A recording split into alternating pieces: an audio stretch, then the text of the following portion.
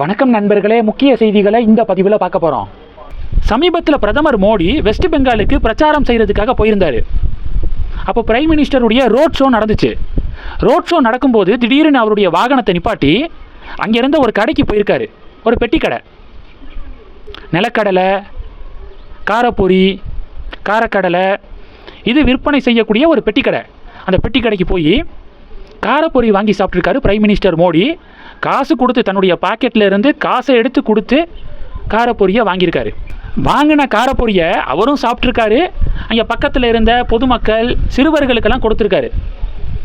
Prime மினிஸ்டர்கிட்ட இருந்து காரப்பொரியை வாங்கின பெண்கள் பார்த்தீங்கன்னா இது ஒரு பிரசாதம் மாதிரி எங்களுக்கு அப்படின்னு சொல்லிட்டு வெஸ்ட் பெங்கால் மக்கள் தெரிவிக்கிறாங்க. அப்போ பிரைம் மினிஸ்டரை எப்படி பார்க்குறாங்க வெஸ்ட் பெங்கால் மக்கள் அப்படிங்கிறதுக்கு இது ஒரு சாட்சி. ஏற்கனவே 2021 சட்டப்பேரவை தேர்தல் சமயத்தில் பிரசாந்த் கிஷோர் இருக்கார்ல, டிஎம்சிக்காக வேலை பார்த்தாரு. டிஎம்கே டிஎம்சிக்காக 2021 பிரசாந்த் கிஷோருடைய ஐபேக் நிறுவனம் வேலை பார்த்தாங்க. அப்போ பிகே சொன்னது எனக்கு ஞாபகம் இருக்குது.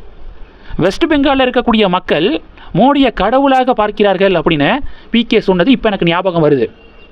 அந்த வீடியோவை வெளியிட்டிருக்காரு பிரதமர். அந்த பெட்டி கடைக்கு போய் வாங்கி சாப்பிட்டு அதை பொதுமக்களுக்கு ஷேர் பண்ணக்கூடிய வீடியோவை வெளியிட்டிருக்காரு. இன்ஸ்டாகிராமில் 100 மில்லியன் வியூஸுங்க ஒரு நாளுக்குள்ளே. அதாவது 10 கோடி வியூஸு அந்த வீடியோவை. ஃபேஸ்புக்கில் 9 கோடி பார்வையாளர்கள் பார்த்துருக்காங்க.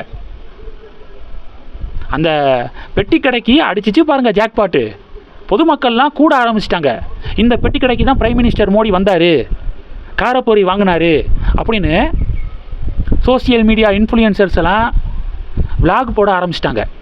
தினமும் ஆயிரக்கணக்கான பொதுமக்கள் அந்த பெட்டி கடையை வந்து பார்த்துட்டு போய்க்கிருக்காங்க. அந்த பெட்டி கடையில் வாங்கிட்டு போய்க்கிருக்காங்க பிஎம்முடைய விசிட்டுக்கு பிறகு. அடுத்து எலெக்ஷன் முடிஞ்சதுக்கப்புறம் ஒருத்தருடைய பதவி பறிக்கப்பட இருக்கான். யாருடைய பதவி? காங்கிரஸுடைய மாநில தலைவர் செல்வ பெருந்தகையுடைய பதவி. ராகுல் காந்தியுடைய பேச்சை தப்பாக டிரான்ஸ்லேட் பண்ணார், அதனாலயா அப்படின்னு சில பேர் கேட்கலாம். அதனால கிடையாது. அதன் பிறகு தென் மாவட்டங்களுக்கு ராகுல் காந்தி பரப்புரைக்காக போயிருந்தார்ல, செல்வ பெருந்தகை கலந்துக்கல. ஏன்னா இன்கம் டேக்ஸ் எங்கள் வீட்டில் ரைடு, என்னைய சிறை பிடிச்சிருக்காங்க அப்படின்னு சொல்லிட்டு ஒரு காரணம் சொன்னார். உடனே இன்கம் டேக்ஸ் என்ன சொன்னாங்கன்னா, செல்வ பெருந்தகை வீட்லையோ அவருக்கு சம்பந்தமான இடங்கள்லையோ நாங்கள் எந்த ரைடும் நடத்தலை அப்படின்னு இன்கம் டேக்ஸு அடுத்த 10வது நிமிஷம் செக் வச்சாங்க. இது அண்ணாமலை நாடு முழுவதும் பரப்புனார். தப்பாக டிரான்ஸ்லேட் பண்ணதுனால ராகுல் காந்தி செல்வ பெருந்தகை மேலே பயங்கர கோபத்தில் இருக்கார். அதனால இனி எந்த பொதுக்கூட்டத்துக்கும் செல்வ பெருந்தகை வரக்கூடாது, பொதுக்கூட்டம் பக்கமே தலையை வச்சு பார்க்கக்கூடாது அப்படின்னு ராகுல் காந்தி உத்தரவு போட்டிருக்காரு. இதை திசை மாற்றம் செய்வதற்காக ஏன் ராகுல் காந்தி பரப்புரை கூட்டத்துக்கு செல்வ பெருந்தகை போல அப்படிங்கிற கேள்வி வரும்ல, அதை டைவர்ட் பண்ணுறதுக்காக இன்கம் டேக்ஸ் மேலே பழிய தூக்கி போட்டிருக்காரு செல்வ பெருந்தகை அப்படிங்கிறத அண்ணாமலை நாடு முழுவதும் எக்ஸ்போஸ் பண்ண நேஷனல் வைடு ட்ரோல் மெட்டீரியலாக மாறி இருக்கு ராகுல் காந்தியுடைய தமிழக வருகையும் அதன் பிறகு நடந்த சம்பவங்களும். இதனால தான் காங்கிரஸ் இப்போ செல்வ பெருந்தகை மேலே கோபத்தில் இருக்காங்க. ஏற்கனவே தமிழக காங்கிரஸில் பல கோஷ்டிகள் வந்து இருக்குது.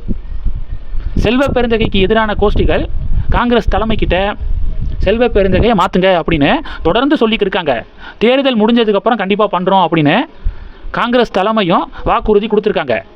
இப்போது எரியிற நெருப்பில் மேலும் எண்ணெயை ஊற்றுற மாதிரி செல்வ பெருந்தகை பண்ணிட்டாரா, தப்பாக டிரான்ஸ்லேஷன். அதன் பிறகு இன்கம் டேக்ஸ் மேலே பழிய போட்டு அது பேக் ஃபயராக மாறி இருக்கா.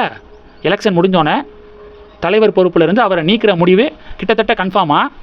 எலெக்ஷன் முடிஞ்சதுக்கப்புறம் எந்த நேரம் வேண்டுமானாலும் அறிவிப்பு வரலாம் அப்படின்னு எதிர்பார்க்கப்படுது. அப்படியே நம்ம கட்சியுடைய தலைவரையும் பாஜக மேலிட மாற்றிட்டா பரவாயில்ல. நயினார் தலைவராக இருந்தபோது கட்சி தனிப்பட்ட வகையில் வளரலை, அதிமுக கொடைக்கு கீழே மட்டும் இருந்து செயல்பட்டுச்சு. இப்போ தான் தேர்தல் முடிஞ்சிருச்சுல, நயினாரை மாற்றிட்டு மறுபடியும் அண்ணாமலையை மாநில தலைவர் ஆக்கினா டெஃபினட்டாக வருங்காலம் நம்மளோடது அப்படின்னு பாஜக தொண்டர்கள் நம்பிக்கை தெரிவிக்கிறாங்க. இந்த செய்திகளை பற்றி உங்களுடைய பார்வைகளை மறக்காமல் கமெண்ட் பண்ணுங்கள். தொடர்ந்து கணக்கில் இருங்க. அடுத்தடுத்து நிறையா பதிவுகளை பார்க்க போகிறோம். நன்றி. ஜெய் ஹிந்த்.